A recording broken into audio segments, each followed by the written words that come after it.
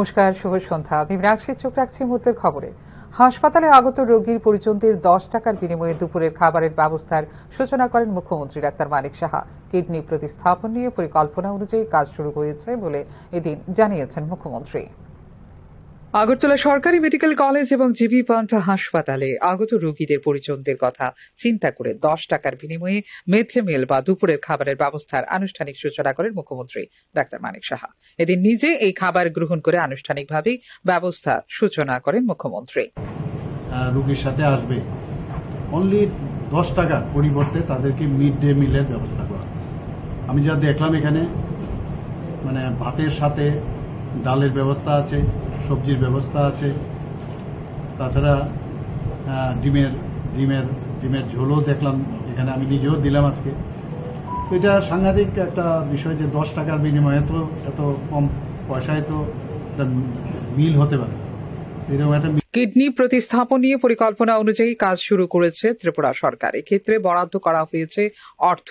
তাছাড়া কিডনি প্রতিস্থাপনের আগে সুপার স্পেশালিটি ব্লকে পরিকাঠামো উন্নয়ন করা দরকার রয়েছে, সেদিকেও রাজ্য সরকার লক্ষ্য রেখে কাজ করছে বলে এদিন জানিয়েছেন মুখ্যমন্ত্রী।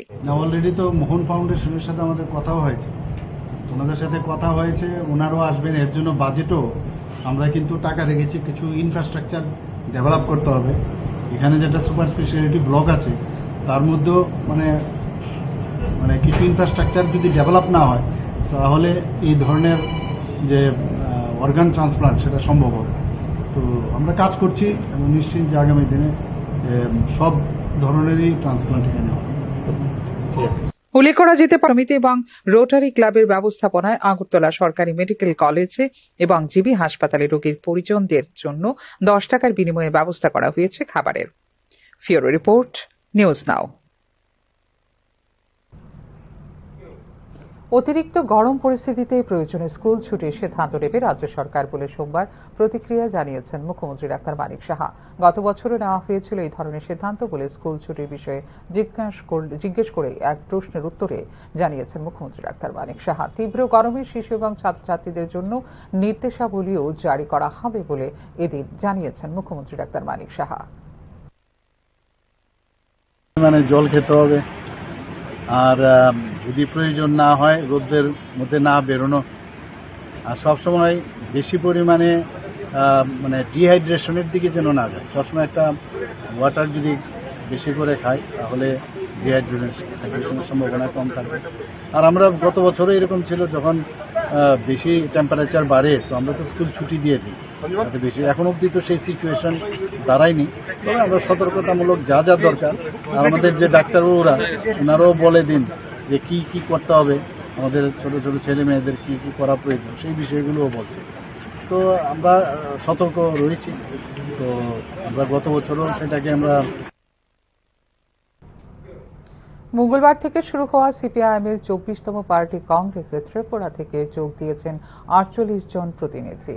পরিবর্তিত রাজনৈতিক পরিস্থিতিতে দলের নীতি নির্ধারণ করা হবে বলে জানিয়েছেন সিপিআইএম রাজ্য সম্পাদক জিতেন্দ্র চৌধুরী।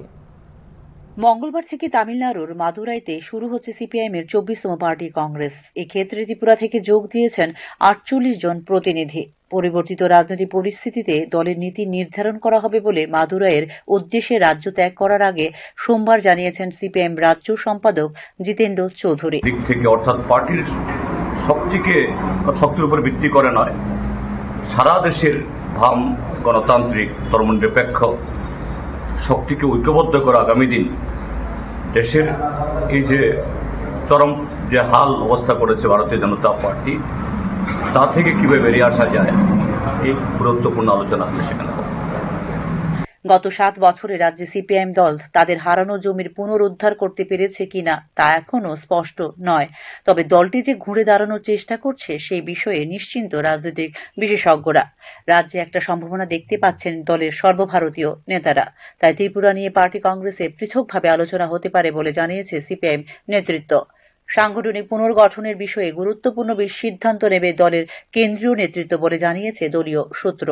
বিশেষ করে প্রবীণ নেতা মানিক সরকারকে কি পলিট ব্যুরোতে রেখে দেওয়া হবে নাকি উত্তরসূরি খোঁজা হবে তা সিদ্ধান্ত নেওয়া হবে পার্টি কংগ্রেসেই। তবে আগামী বিধানসভা ভোট পর্যন্ত তাকে পলিট ব্যুরোতে রেখে দেওয়ার জন্য সংশোধন করতে হবে নীতির। পার্টি কংগ্রেস কেবল পরবর্তী পলিট ব্যুরোর লাইন আপ নির্ধারণ করবে না, বরং আগামী ভোটকে টার্গেট করে হতে পারে এক প্রস্ত সিদ্ধান্ত। রাজ্য থেকে কেন্দ্রীয় কমিটিতে নতুন সদস্য অন্তর্ভুক্ত হওয়ার সম্ভাবনা রয়েছে এবার, তবে বয়সের কারণে বাদও পড়তে পারেন কয়েকজন। বর্তমান সময়ে সারা দেশে একমাত্র কেরালায় ক্ষমতাসীন রয়েছে বামেরা, যেখানে সিপিআইএম এর নেতৃত্বাধীন বাম গণতান্ত্রিক ফ্রন্ট রয়েছে ক্ষমতায়। একসময় বামপন্থী ঘাঁটি হিসেবে পরিচিত ত্রিপুরায় 2018 সালে বিজেপি ক্ষমতায় আসার পর হ্রাস পেয়েছে সিপিআইএম এর প্রভাব। অবস্থা বিবেচনা করে জাতীয় পর্যায়ের সঙ্গে রাজ্যেও কংগ্রেসের সঙ্গে সরাসরি সমঝোতায় চলে আসে সিপিআইএম। আগামী দিনে কংগ্রেসের সাথে জোট ধর্ম বজায় রাখা হবে কিনা, আসন সমঝোতা করা হবে কিনা তা নিয়েও আলোচনা হবে পার্টি কংগ্রেসে। 2028 সালের বিধানসভা নির্বাচনের আগে জোট এবং নির্বাচনী কৌশল সম্পর্কে আলোচনা হবে পার্টি কংগ্রেসে। ত্রিপুরা রাজনৈতিক গতিশীলতা উল্লেখযোগ্য পরিবর্তনের মধ্য দিয়ে যাচ্ছে, যেখানে ক্রমবর্ধমান রাজনৈতিক প্রেক্ষাপটে প্রাসঙ্গিক থাকা সত্ত্বেও তাদের ভিত্তি পুনর্জীবিত করার চ্যালেঞ্জ রয়েছে সিপিআইএম এর সামনে। ত্রিপুরার বাইরে জাতীয় পর্যায়ে আরও বড় সংকটের মুখোমুখি সিপিআইএম। কেরালায় ক্ষমতা ধরে রাখলেও পশ্চিমবঙ্গের মতো প্রাক্তন শক্ত ঘাঁটিতে এর প্রভাব হ্রাস পেয়েছে উল্লেখযোগ্যভাবে। বিজেপির আধিপত্য মোকাবিলা এবং এই রাজ্যগুলিতে হারানো রাজনৈতিক ভিত্তি পুনরুদ্ধারের কৌশল নিয়ে আলোচনা করা হবে সিপিএম পার্টি কংগ্রেসে। সব মিলিয়ে আগামী দিনে রাজ্য আন্দোলনের রূপরেখা কি হবে বা বিজেপিকে মোকাবেলা করার রাজনৈতিক কৌশল কি হবে তা নিয়ে যেমন আলোচনা হবে একদিকে, তেমনি যুবাদের আরো বেশি করে দলে টেনে আনার বিষয়টিও গুরুত্ব পাবে সিপিএম পার্টি কংগ্রেসে বলে মনে করছেন রাজনৈতিক বিশ্লেষকরা। Bureau report, news now. ত্রিপুরায় নর্থ ইস্ট অলিম্পিক প্রতিযোগিতা অনুষ্ঠিত করার জন্য চিঠি দেওয়া হয়েছে বলে সোমবার জানিয়েছেন ক্রীড়ামন্ত্রী টিঙ্কু রায়। এক্ষেত্রে ইন্ডিয়ান অলিম্পিক অ্যাসোসিয়েশনকে চিঠি দেওয়া হয়েছে বলে জানিয়েছেন ক্রীড়ামন্ত্রী টিঙ্কু রায়। আসাম রাইফেলসের উত্তর পূর্বাঞ্চলীয় Assam rifles sentinel cup 2025 football tournament রানার্সের খেতাব অর্জনকারী রাজ্য দলের মহিলা ফুটবলারদের অভিনন্দন জ্ঞাপন করতে গিয়ে এই কথা জানিয়েছেন ক্রীড়ামন্ত্রী টিঙ্কু রায়।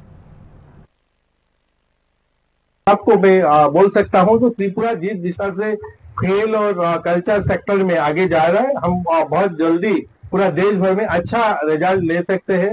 और हमारा इरादा है अगले साल 2025 या 26 में हम बड़े इवेंट त्रिपुरा में भी करेंगे। इस बार हम लोगों ने किया जूडो नेशनल किया था, और हम लोग नॉर्थ ईस्ट ओलंपिक करने के लिए भी हम लोगों ने हमारे जो ओलंपिक एसोसिएशन है इंडिया के, वहां पे हम चिट्ठी लिखा है जो हमारे को एक मौका मिले नॉर्थ ईस्ट ओलंपिक किया जाए त्रिपुरा में। রাজধানী শ্রীনগর থানার অন্তর্গত মৌলভীনগর নেপালি টিলা এলাকায় সোমবার বালি বোঝাই একটি লরি খাদে পড়ে মর্মান্তিক মৃত্যু হয়েছে চালকের। আহত হয়েছেন দুজন শ্রমিক। বালি বোঝাই লরিটি আনন্দনগর থেকে মৌলভীনগর নেপালি টিলা এলাকায় যাওয়ার পথে নিয়ন্ত্রণ হারিয়ে রাস্তার পাশে খাদে পড়ে গেলে ঘটনাস্থলে লরির চালক রাকেশ দেবনাথের মৃত্যু হয় এবং গাড়িতে থাকা দুজন শ্রমিক আহত হয়েছেন বলে জানিয়েছেন প্রত্যক্ষদর্শীরা। লরি দুর্ঘটনার খবর পেয়ে ঘটনাস্থলে পৌঁছে অগ্নি নির্বাপক দপ্তরের কর্মীরা কয়েক ঘণ্টা প্রচেষ্টার পর গাড়ির চালক রাকেশ দেবনাথের মৃতদেহ উদ্ধার করতে সক্ষম হন বলে জানিয়েছে পুলিশ। মৃত রাকেশ দেবনাথের একজন নিকট আত্মীয় দুর্ঘটনার বিষয়ে বিস্তারিত সংবাদ মাধ্যমকে জানিয়েছেন।